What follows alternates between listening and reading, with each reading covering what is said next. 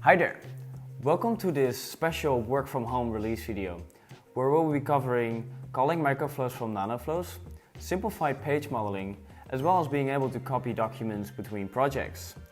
Also, we will be announcing who won the Maker of the Month challenge, so let's get started.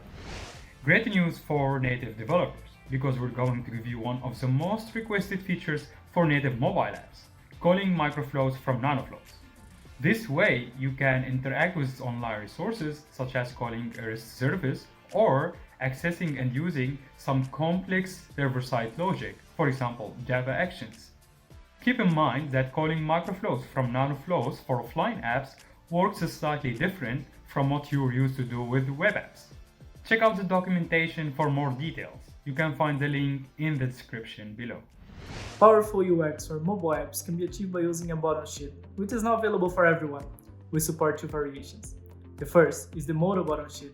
This shows a set of options while blocking interaction with the rest of the screen. It's a great alternative to a normal menu and offers more freedom. This widget also lets you use the native iOS action sheet for a familiar experience. The second type is the expanding button sheet.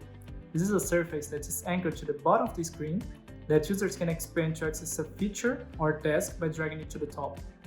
You can configure the type of the button sheet via the settings and choose to create a modal button sheet by adding the items or model it freely to your liking.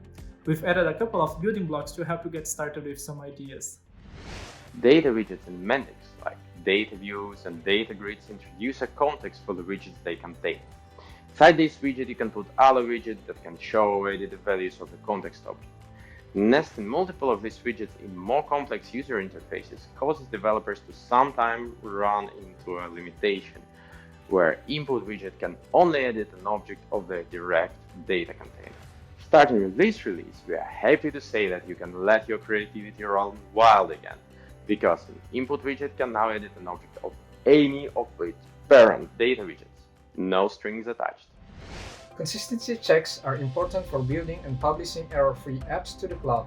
That's why we've added a clear indicator in Mendix Studio that will highlight element actions that need your attention, like widgets or microflow actions that need configuring. Simply click checks in the top right corner to get into the problem-solving mode. Hover over the indicator to learn what needs to be adapted. Happy problem solving! Reusability is an important part of Studio Pro, because it speeds up development and avoids rework when possible. To help you develop apps faster, you can now easily reuse parts of other projects that you've built before. Starting from Mendix 8.8, you will be able to copy and paste entities, pages, widgets and much more across projects of the same version in Studio Pro. This means you will no longer have to spend time exporting parts of your projects or building everything from scratch. Instead, just copy what you need from one project, paste it in another and start using it straight away. We'd like to thank everyone for suggesting this idea on the Idea Forum. And now it's time to announce the winner of the Maker of the Month challenge. 2 people had the right answer, and with a coin toss, Stella came out on top. Congrats, Stella!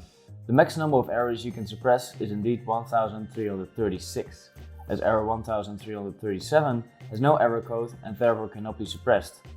Check out the linked forum post for this month's challenge in the description. I'm looking forward to all the different answers, and please don't forget to like this video if you find it useful.